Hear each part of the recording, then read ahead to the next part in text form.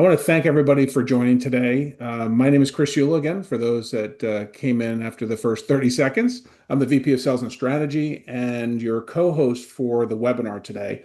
Today's webinar is on third-party risk management. It is really hosted by one of our senior CISOs, Paul Nowak, who has been with us for quite a while and really an expert in the field. I'll let Paul introduce himself, but as far as kind of setup is concerned on kind of where this all fits in and why. We had conversations, as we do regularly with all of our customers, which are CEOs, CISOs, CIOs, CFOs, across all industries, across all sizes. And when we were talking with them and listening to the things that they were concerned about, there were four main areas that they were interested in, which is the construct of the summer series. We've already completed a webinar on the need to perform an AI assessment to really understand what's going on in that world and where you stand and how ready are you for this, what's kind of fallen upon us. The other one was the benefits and value of managed SOC. The third was around right sizing your cyber insurance. And this one is on third party risk management. To kind of put it in context, not just with our customers, but in general, when you look at the industry or you look at the world across industries in 2026, some of the things that are the most prevalent as far as risks, security risks to an organization, is really around identity compromise, which comes in the form of phishing and credential theft and multi-factor authentication fatigue. Third-party risk management, supply chain compromise is number two on that list, where vendors are often provide attackers the easiest path into your enterprise because they're tethered to you. And then you start going into some human errors, either because of phishing, because of lack of awareness, because of maybe employee misconfigurations in cloud settings and things like that. And that's where all of a sudden you see the greatest risk, which is why that four-part series really makes sense. And if any of you on this particular session want others, we've got them posted up on our website and on our YouTube channel. So with that, I'm going to let Paul introduce himself. Again, he's one of our senior CISOs at CyberSecOp, and he'll be leading us through this, and I'll be providing some color commentary along the way. Paul, thank you for your time. Sure. Thanks everybody for showing up. Thanks for being here. Just want to go into what this is. So we're going to do it says 45 minutes. We're going to do a 30-minute session talking about why vendor risk matters. But most of what we're going to talk about is what to actually do about it, not just why it's scary. So there is some doom and gloom because we can't get away from it, but more I'm interested in having an action plan from this, not just a list of things to be afraid of. So before we dive in, I'm Paul Nowak. I am a vCISO here at CyberSecOp.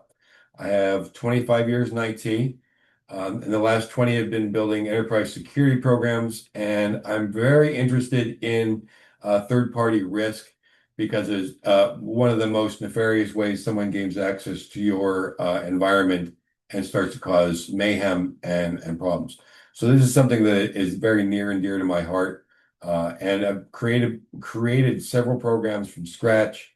And so this is some methodology and things that I think about when I'm looking at this. So what we're going to cover today is 5 parts.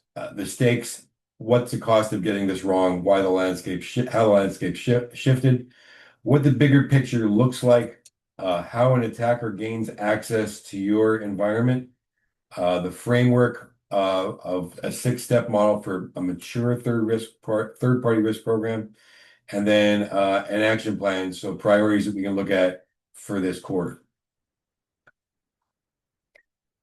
First, the cost of getting this wrong. Now, this is, a lot of times you see statistics, it's based around Fortune 500 customers. I figured let's put this together so we're looking at just, small and medium-sized businesses. So of the attacks, 55% of the breaches came from a third party. So this is not an enterprise problem. It's happening at a smaller scale in a very real way. In the worst cases, you're looking at 7% of annual revenue lost in the worst case for small and medium-sized businesses. So the average total recovery cost could be $500,000. So this is huge money on a small budget. Nobody can lose 7% of your revenue. That's absolutely brutal for any size organization. And Of the small and medium-sized breaches, it's mostly ransomware, and I've been seeing that in my experience also. This is something that is ransomware hits hardest on the small and medium-sized businesses.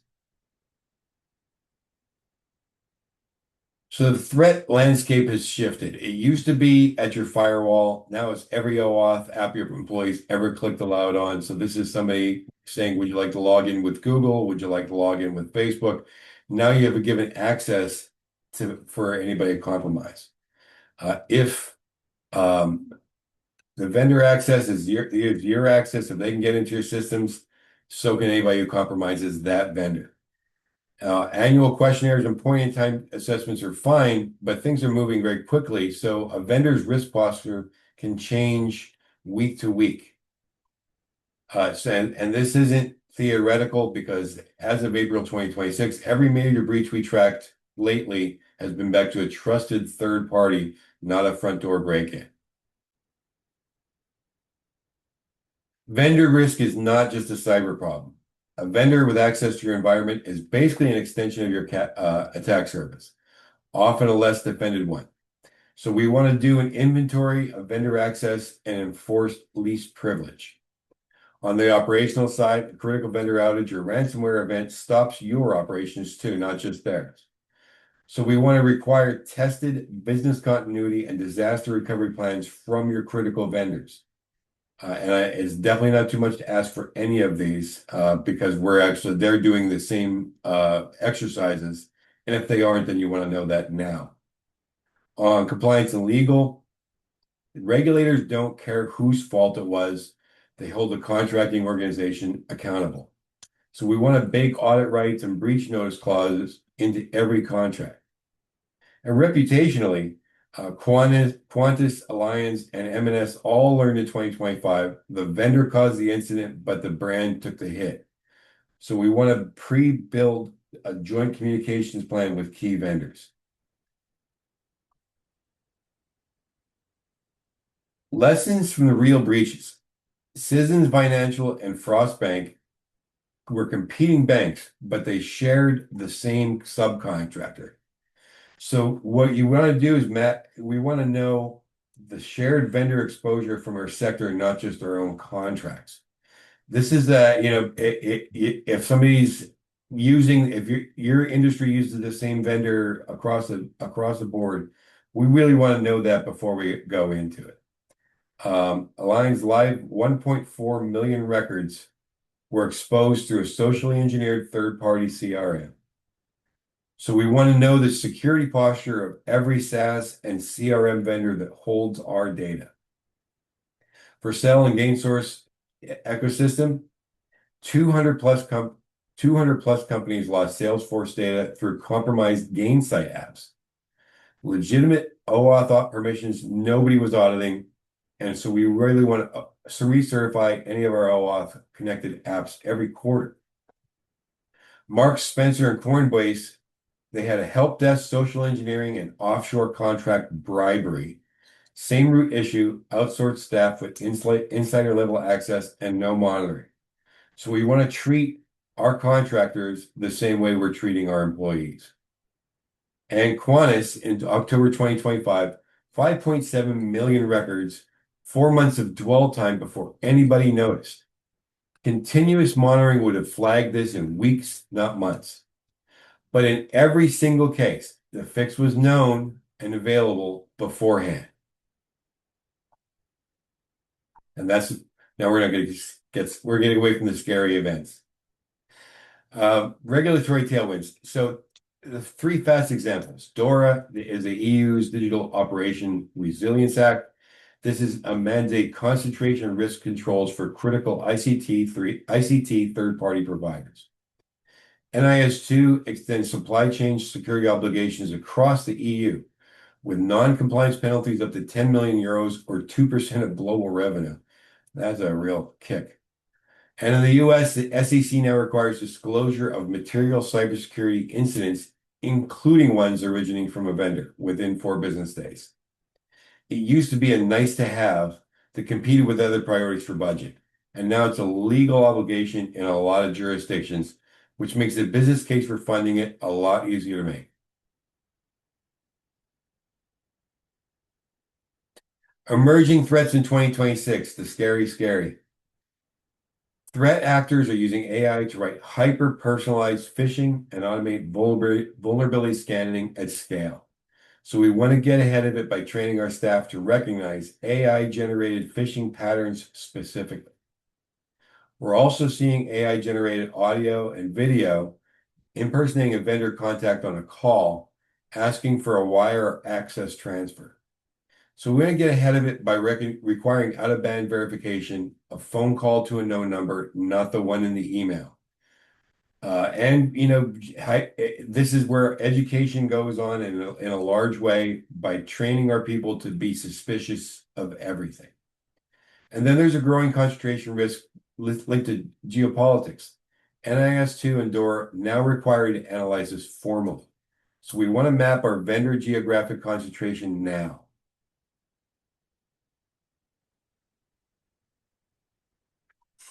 Where attackers get in and how to close it. 60% of breaches involve phishing or stolen credentials.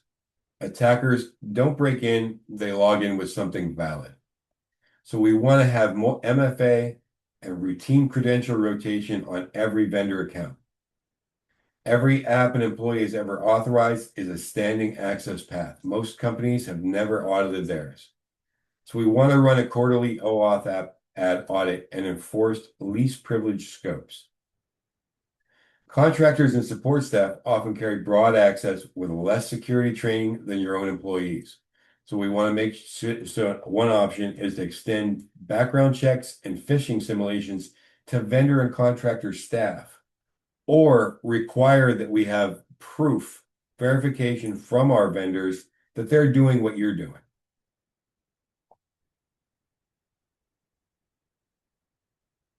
You can't see what you don't inventory. Most companies have decent visibility to their direct vendors. Visibility, unfortunately, usually stops right there. But breaches usually originate one or two hops further out at the sub-vendor or nth party level. So case in point, ChainIQ in June 2025, a single procurement vendor breach exposed 19 of its clients, including UBS and Pickett, and over 130,000 employee records. And not one of those 19 clients had visibility into ChainIQ's security posture. So you don't really need to map every sub-vendor of every vendor that you have. You just want to extend one hop before further than feels necessary. And really a quick way to do this is require this kind of documentation from your vendors so that they're doing inventory and then they're doing inventory. So there's a really long line. And if there's some point where there isn't any kind of inventory or any kind of third-party risk management happening at a vendor level, you can start seeing that risk originates there. This is time for, we can take action by looking beyond what we normally would look at. Normally just look at our own vendors, but then there's more to it.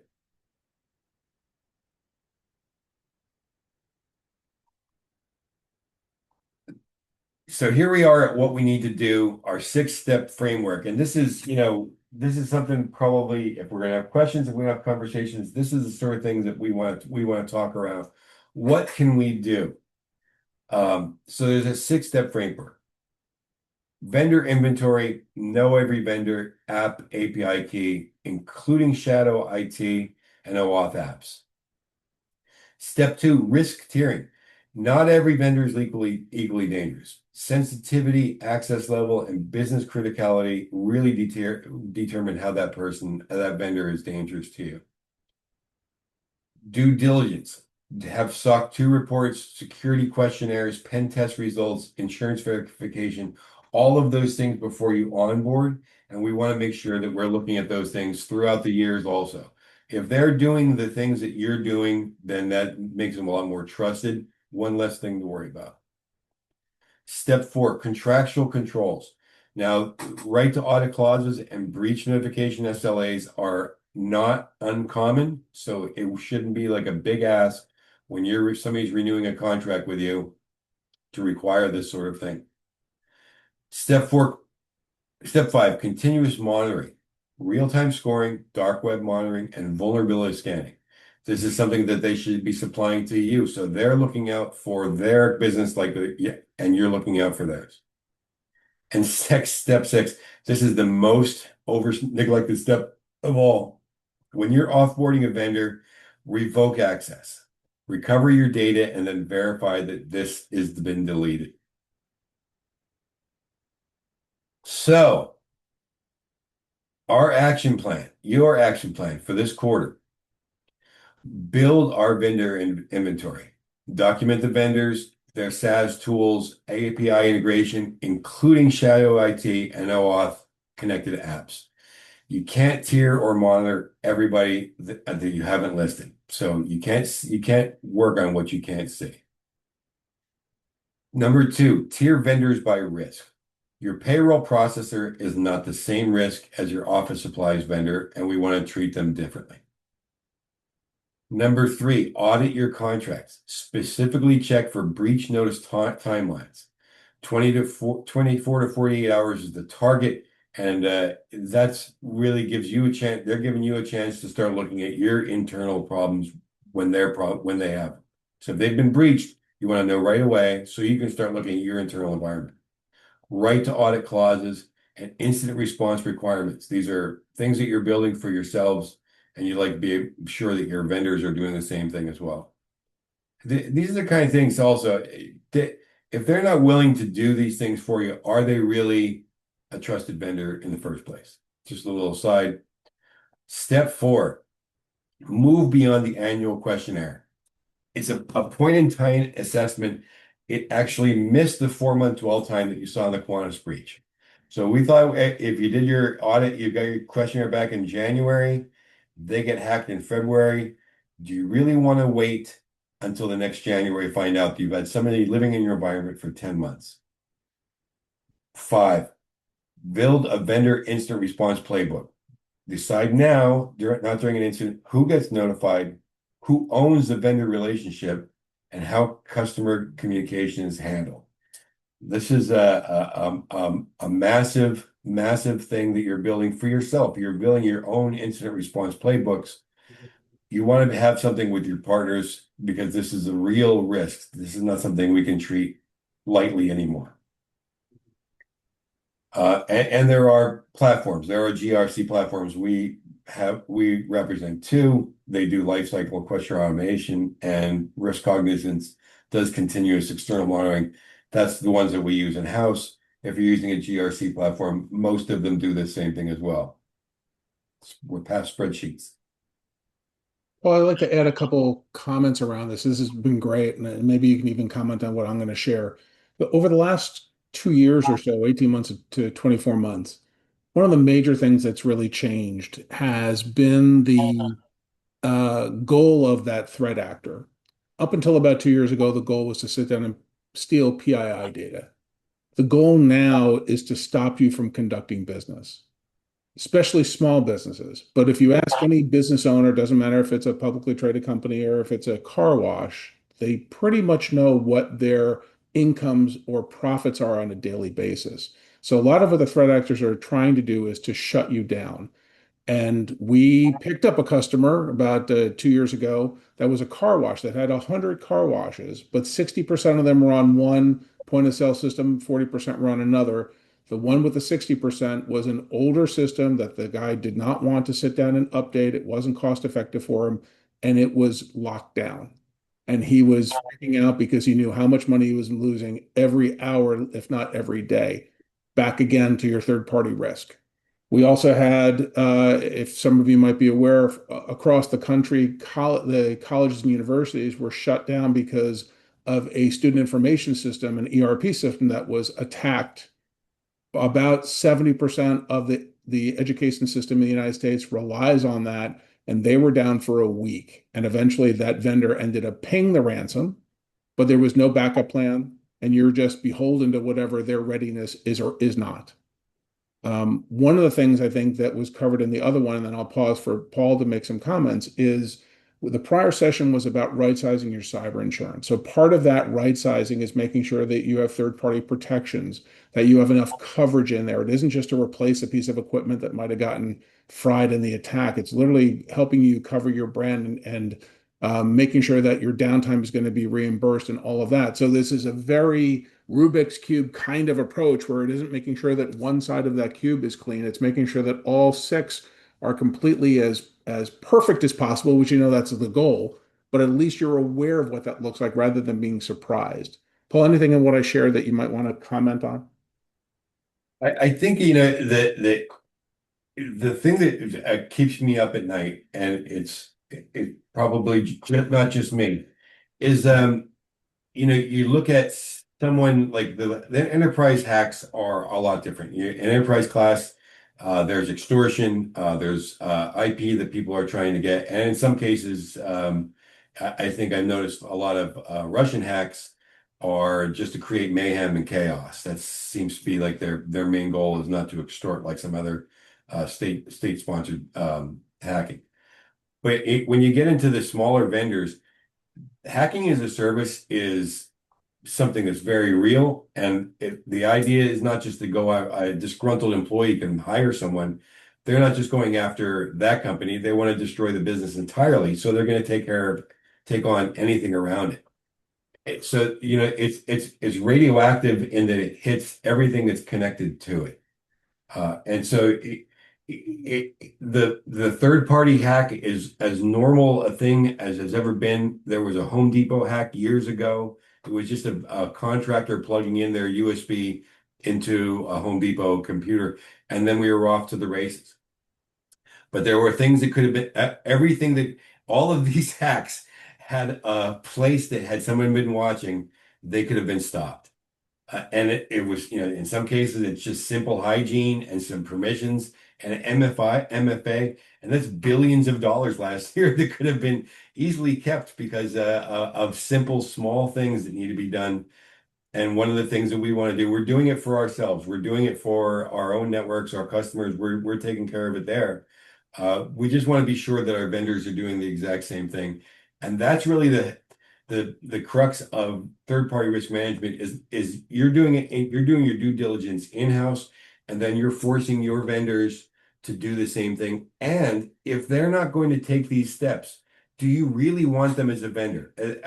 If they're providing you a part, that part can be made by somebody else who does want to do these things. So it's in everyone's best interests up and down the supply chain that we look at these things with clear eyes. It's in 2026. It's a brutal, scary world out there, but there are some things that we can do. They're simple. They take money, time, and dedication, sure, but they protect the business. Well, one question that came in was, are there recommendations on ensuring your third parties are doing their own third-party risk subcontractor risk assessment? And I think that's something that you and I talked about in preparation, where we were, if you think of like a company that makes radios for, the Department of Defense or even Yeah. Yeah. automobile industry, there are subparts inside of that radio. So how do you go about making sure that your radio supplier is actually performing the same expectations on those what we would consider subcontractors to the somewhat finished product? The key to this, and there's several parts that answer that. Several parts of the answer to that question. We want to put in the best practices for ourselves. Then contractually, in our contract, we want to demand that we see our suppliers, our vendors, are doing the same thing. So we want to have evidence supplied to us from that. If their contracts are based upon them doing that, we can encourage. I mean, we can all. You're going to be able to see the upstream vendors in some cases for those radios. You're going to know that this part comes from this person, but you won't be able to see all of those. You can do, in many cases, you can look and say, I know this part came from this person and they got it from them. And you can actually extend your continuous monitoring out that far. So you can actually go as far as you can see. But if we're contractually obligating our vendors to be able to provide us with, their SOC 2 and their education, their training results and any kind of external web testing, then we're actually getting as much peace of mind that they're doing the same kind of hygiene.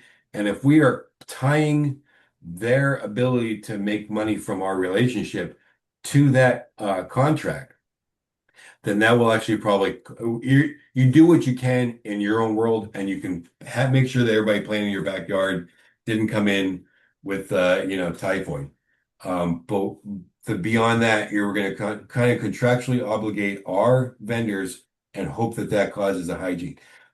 You can do you can extend your continuous monitoring out as far as you can see, but without that contract and revenue tied to it, money changes everything. And if you're saying the only way you're going to make money from us is if you provide these things as much as possible, they're going to start covering their revenue stream as well. Let me give one last comment, then I'll let Paul close. So back on the tiered vendors piece, we have seen organizations of a variety of sizes have anywhere from as few as 5 to 25 and as many as 2,000 vendors. So it's definitely going to be a process of tiering your effort because this is a time-consuming process. And Paul mentioned there are platforms to make this very easy, and it's Yes. proportional effort. Doesn't matter if you are a small business of 50 people and you've got 5 vendors, that's almost the same amount of work as if for a 20,000 employee company that has 2,000 vendors. But the tiering part is interesting from understanding and taking a serious look at those partners of yours on their maturity. And I don't mean maturity as a product, their maturity that you get a vibe of from a security perspective, from a business perspective. Where are they in your workflow? Are they instrumental or are they kind of anecdotal? And also try to understand how sophisticated their contracts are. Are they blue collar, or in the sense, are they relying on faxes still, or are they relying on portals and stuff? All that's going to come into play on how you would tier and how we help our partners, our clients understand the tiering and the impact to them. And it isn't always the one that you're spending. Some people think, let's get a figure out of how much we're spending. What are our top spends as opposed to what we just covered? What we just covered is more than how much you're spending with them. Say Microsoft, right? You're expecting them to do something. So while they might be your number one spend, they might not be your number one risk. So Yes. Paul, why That's don't you kind of very comment on good. that, close us up, and we'll thank everybody at the end. Sure. A quick comment on that. Before I came here, I was working at a global manufacturing company, and we had several hundred vendors in each country. It was a brutal thing to put together. But when we looked at it, said Microsoft, okay, Microsoft's a target. But then you looked at something that was providing, a part that was necessary for the operation of business, and without that part, we were in bad shape. And their hygiene was horrible. When we started doing our looking at them, they were in bad shape. They were more than happy to work with us to increase their resilience because there was money attached to it. I could not justify continuing the spend with that company if they were going to put us at risk. So anyway, um, what we can do, we can help. How we can help is vendor risk assessments, uh, continuous and dark web monitoring. These are massive, massive, massive tools that need to be taken care of. We need to stack our vendors by risk. We need to look and see where they're not looking. Incident response readiness playbooks and retainer support. So in case there's something happens, we can start acting immediately. Usually there's a dwell time, could be in there for a couple weeks. When it's time to act, it's time to act fully. And then with the VCSOs, we build out your program so that we can stand up a TPRM program from end to end.